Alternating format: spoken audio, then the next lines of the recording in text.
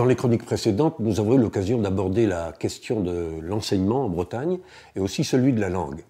Aujourd'hui, je voudrais parler d'un livre qui vient de sortir, qui s'appelle « Secoue-toi Bretagne », un titre choc, et signé par 4 personnalités éminentes de la recherche et du monde de l'université.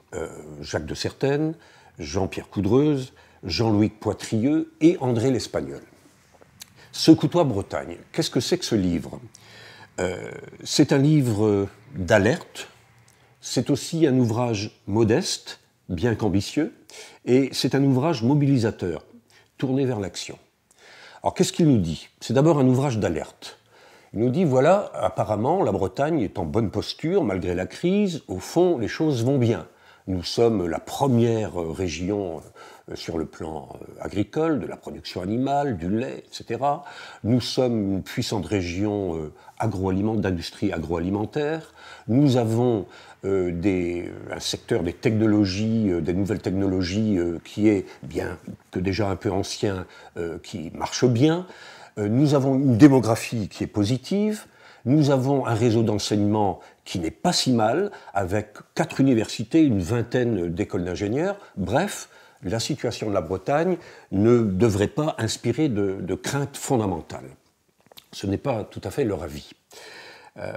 Il nous rappelle à juste titre un ouvrage qui parle de signes noirs, c'est-à-dire de l'improbable, mais l'improbable qui arrive et dont il faut savoir détecter les signes avant-coureurs. Et ces signes avant-coureurs sont pour eux tout à fait présents dans la mesure où le diagnostic est assez dur mais clair.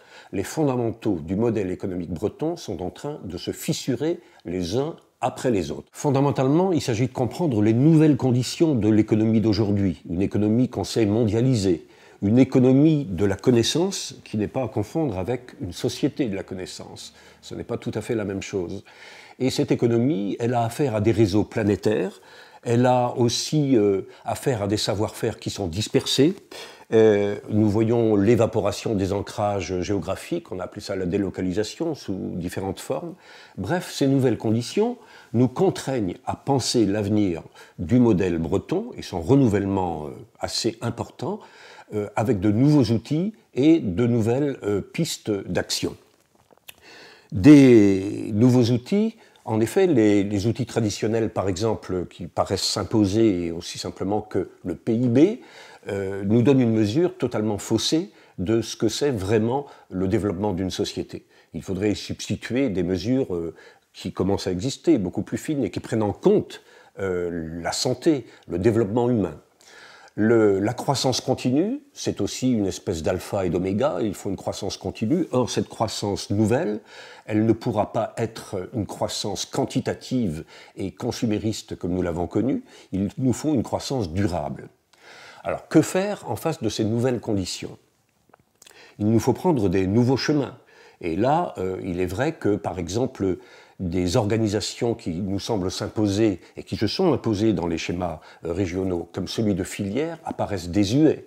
Il faut désormais raisonner en termes de réseau et non plus de filières qui seraient des filières plus ou moins étanches. Il nous faut donc inventer, à partir des ressources existantes et à partir de notre passé, des schémas dans l'agriculture, dans la pêche, dans les nouvelles technologies, dans l'agroalimentaire, dans l'industrie, qu'elle soit navale, qu'elle soit automobile. Il nous faut inventer des schémas résolument nouveaux. Il y a là des termes très forts qui sont employés par les auteurs. Ils nous parlent vraiment de schémas, de scénarios de rupture. Ils les développent, ils les exposent. J'invite vraiment ceux qui veulent s'emparer de cet outil à aller voir le détail de leurs analyses et de leurs propositions, mais c'est vraiment un chemin nouveau qui nous est proposé, qui est, comme ils disent, en biseau, c'est-à-dire qu'il faudra à la fois accompagner l'existant, le consolider quand c'est possible, ou le diversifier, mais en même temps jeter les bases d'une nouvelle économie bretonne. Et le nouveau chemin qu'ils essayent d'esquisser est une combinatoire en fait entre les exigences d'une économie mondialisée et puis une économie de proximité. Il faudra faire preuve donc de beaucoup de pragmatisme et beaucoup d'imagination pour essayer d'articuler et d'équilibrer ces deux composantes. C'est un ouvrage, je l'ai dit, qui est modeste et ambitieux. Il est ambitieux parce qu'il propose de tracer un avenir nouveau et dit qu'il est temps de le faire.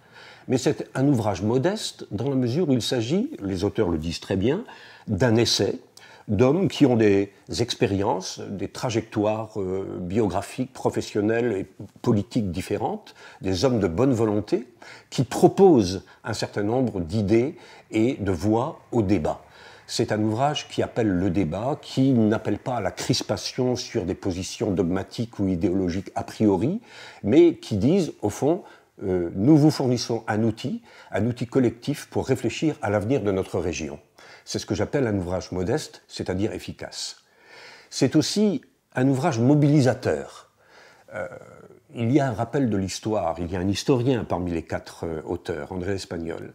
Il nous retrace le destin historique de la Bretagne. Il nous rappelle que la Bretagne a été pendant plusieurs siècles une région extrêmement rayonnante, extrêmement prospère, extrêmement exportatrice et au cœur des flux mondiaux, une Bretagne maritime. Et que, à partir de la fin du XVIIIe siècle, et tout au long du XIXe, voire jusque dans les années d'après-guerre, il y a eu un renfermement de la Bretagne et une perte de compétitivité, une ruralisation, et c'est l'image qu'on a parfois gardée et que certains gardent encore d'une Bretagne arriérée, paysanne, incapable de se mettre dans la vague de la modernité. Or, elle l'a fait. Elle l'a fait comment, dans les années 50 ou 60, à la fois en mobilisant la société civile, ils insistent beaucoup sur cette nécessité de mobiliser tous les acteurs, et aussi parce qu'il y a eu une action politique, une action souvent transpartisane qui visait à défendre les intérêts de la Bretagne en faisant pression sur l'État central. Au fond, je crois que ces auteurs appellent de leur vœu quelque chose de ce type, une nouvelle mobilisation de la société civile, mais aussi une nouvelle mobilisation des acteurs politiques. J'espère qu'ils seront entendus.